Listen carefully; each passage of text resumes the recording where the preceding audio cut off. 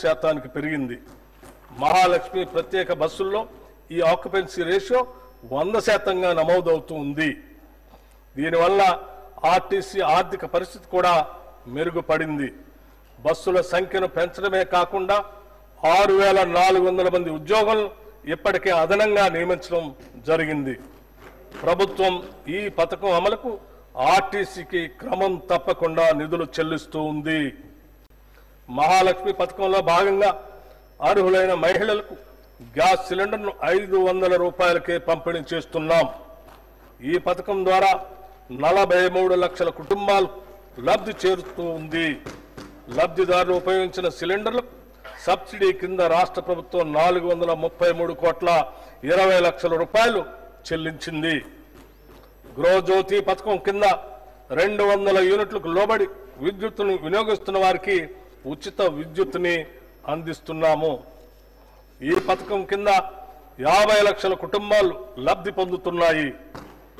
ఈ పథకం కోసం ఇప్పటికే 1,775 కోట్లు 15 లక్షల రూపాయలు విద్యుత్ సంస్థలకి సబ్సిడీగా చెల్లించడం జరిగింది. ఇందిరమ్మ ఇళ్ల పథకాన్ని 2024 మార్చి నెలలో ప్రారంభించి ఇళ్ల పట్టాలను ఆడబిడ్డల పేరుతోనే ఇవ్వాలని నిర్ణయించాం. 22,500 కోట్ల రూపాయల అంచనా వ్యయంతో ప్రతి నియోజకవర్గానికి కనీసం 3,500 చొప్పున మొత్తం 4,50,000 ఇళ్లను మంజూరు చేస్తాం. గత ప్రభుత్వం 10 ఏళ్ల పాటు నిరుపేదలకు డబుల్ బెడ్రూమ్ ఇళ్లను ఇస్తామని ఆశలు రేకెత్తించి చివరకు నిరాశా నిస్పృహలనే మిగిల్చింది. అసంపూర్తిగా నిలిచిపోయిన గృహాల్లో 34,545 నిర్మాణాలకు 305,03 లక్షల నిధులు కేటాయించి వాటిని అందుబాటులోకి తెస్తున్నాము. అంతేకాకుండా ఔటర్ రింగ్ రోడ్డును ఆనుకొని హైదరాబాద్ నగరం నలువైపులా శాటిలైట్ టౌన్షిప్లు ఏర్పాటు చేసి అల్పాదాయ మరియు మధ్య తరగతి వర్గాలకు అందుబాటులో ఉండే విధంగా గృహ సముదాయాలను నిర్మించే ప్రణాళిక రూపొందిస్తున్నాం. రాష్ట్రంలోని నిరుపేదలకు ఆరోగ్య భద్రత కల్పించే ధ్యేయంతో రూపొందిన రాజీవ్ ఆరోగ్యశ్రీ పథకాన్ని చేతిలో భాగంగా అమలు చేస్తున్నాం. ఈ పథకం కింద ఉచిత వైద్య పరిమితిని 5 లక్షల రూపాయల నుండి 10 లక్షల రూపాయల వరకు పెంచడం వల్ల దారిద్ర్య రేఖకు దిగువనున్న 90.10 లక్షల కుటుంబాలకి లబ్ధి చేకూరింది.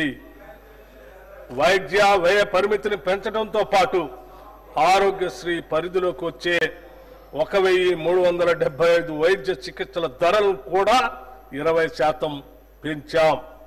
అదనంగా 163 రకాల చికిత్సలను ఆరోగ్యశ్రీ పరిధిలోకి తీసుకురావడంతో 1,835 వైద్యపరమైన వివిధ ప్యాకేజీలు పేద ప్రజలకు అందుబాటులోకి వచ్చాయి.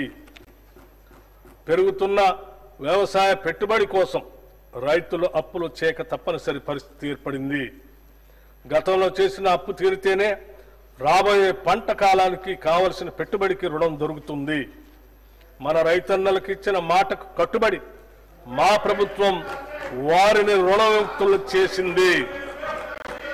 వారికి 2 లక్షల లోపు రుణాలను మాఫీ చేసింది. ఇప్పటి వరకు 25.35 లక్షల మంది రైతులకు 20,616,89 లక్షల రూపాయలు రుణమాఫీ చేశాం. దీనివల్ల రైతులు మళ్లీ వ్యవసాయ రుణాలు పొందటానికి మార్గం సుగమమైంది. ఈ భారీ రుణమాఫీతో తెలంగాణ రాష్ట్రంలోని రైతుల ఆర్థిక మరియు సామాజిక స్థితిగతులు మెరుగుపరిచేందుకు బాటలు వేశాం. రాష్ట్రంలోని రైతులు ఎరువులు, విత్తనాలు, వ్యవసాయ పనిముట్లు కొనుగోలు చేసేందుకు పెట్టుబడి సాయంగా మా ప్రభుత్వం 2025 జనవరి 26వ తేదీన తెలంగాణ రైతు భరోసా పథకాన్ని ప్రారంభించింది. ఈ పథకం కింద రైతులకి ఏడాదికి ఎకరానికి 12,000 రూపాయలు అందుతాయి. ప్రజాధనం